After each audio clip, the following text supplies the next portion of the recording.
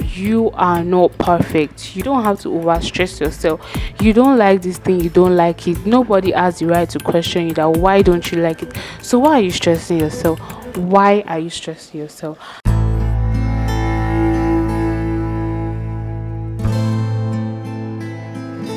Hi there, you're welcome to my YouTube channel, Grow with Ami, also known as the Mind, Body and Soul channel. This channel is where you'll be getting the best tips and advice on how to go about all aspects of your life, mentally, physically, emotionally, and financially. If you're ready to feel your best both inside and out, then stay tuned because you are at the right place. Moving on to today's topic, which is a very interesting topic, is based on how you should know, or you I would tell you how to know how you're going to set healthy boundaries and say no to things that don't serve you. You have to learn how to say no. You have to know the power of saying no. You have to be able to say no, because if you are not able to say no, people would keep on doing things to you that you don't like. And the fact that you cannot say no, you keep on taking these things over and over again, and it becomes an issue. It becomes a problem because you these people keep on like doing things that you don't like. But the fact that you cannot say no, you tend to say, okay, let me just take it like that. There's no problem in me taking it. It is fine. Meanwhile, you know deep down within you that it is not fine. Moving on to one of the ways that you should know, or you can know how to set your boundaries and know how to say no. Number one is you being clear about your boundaries and communicate them to others. If you don't like something, if you don't tell people, they will not know that you don't like it. They are not God, they are not angels. They will not know that you don't like it. So you have to know how to communicate to people that, okay, this thing you are doing to me, I do not like it. Learn to say no to things. Learn to tell people you don't like things. It is not a crime to say no. It is not a crime to say no. So learn how to communicate these things to people. They are not robots, they are not God, they are not angels. They don't know what's going through your head. If people do things to you, they assume that it is fine by you. It is until you say no, I don't like this thing, that is when they are like, okay, this person actually does not like this thing, then probably I should just stop. Moving on to number two, don't over explain or apologize when setting a boundary. For example, you're in a relationship and your boyfriend is like, I want you to be putting on makeup, and you tell him no, that you cannot put on the makeup. There is no point. If you know you are someone that want to know how to set boundaries, or you want to have the ability to say no, you don't have to explain yourself why you cannot wear makeup or why you should not wear makeup because of him. There is no point explaining if you know you want to start setting those boundaries. There's no point in you explaining that, makeup does my face this way, it allows me feel this way, blah blah blah blah blah. All those are not necessary. If you know you want to have the power to say no, then just let it be.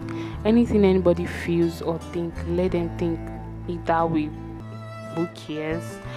Moving on to number three, practice saying no without feeling guilty.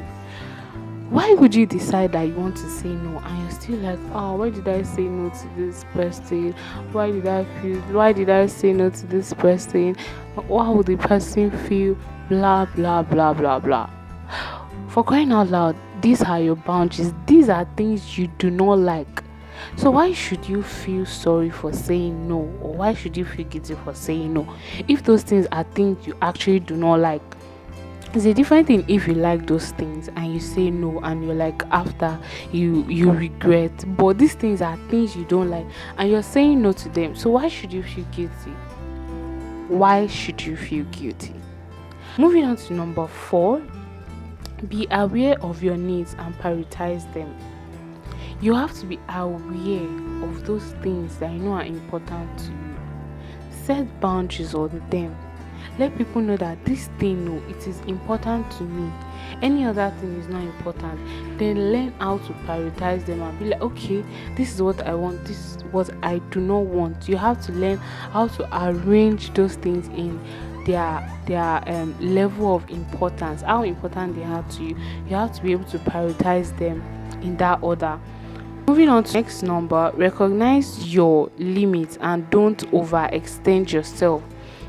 You don't have to overdo in everything you do. You don't have to overstress yourself in everything you do. As I said in my former video, you are not perfect. You don't have to overstress yourself.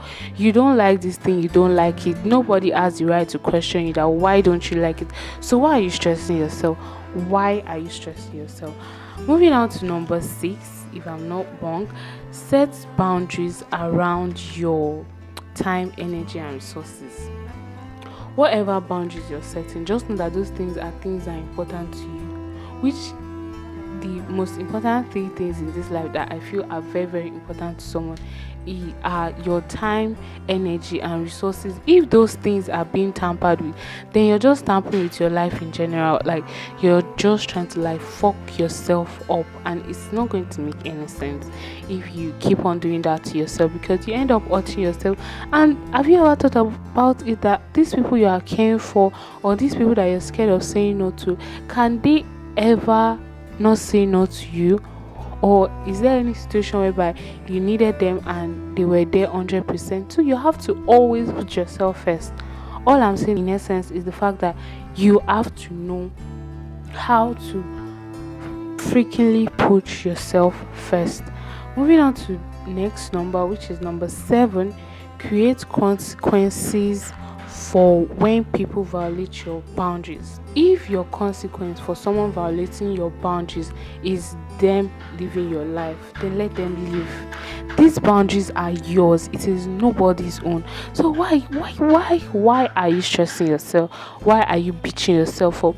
If you set a boundary, you have to like set consequence for whoever steps on those boundaries or violate those boundaries.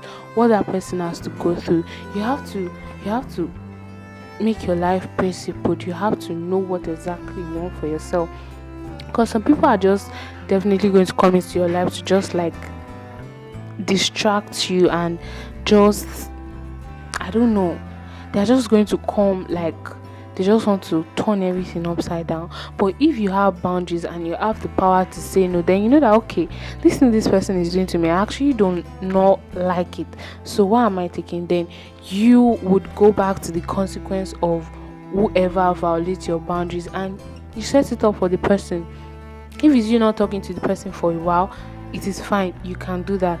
Those are your boundaries. It is nobody's boundaries. So nobody has the right to judge you, and anybody that judges you, it is their problem and not yours. As long as you have set the consequence to your boundaries and you know what you want for yourself, then that is the main thing. This brings me to the end of my video today. I hope you learned 1 or 2 things from it, and if you know you want to continue to grow with Ami, please don't forget to subscribe, like, share, and definitely drop your comment on this lovely video. Thanks for watching. Bye. Love you.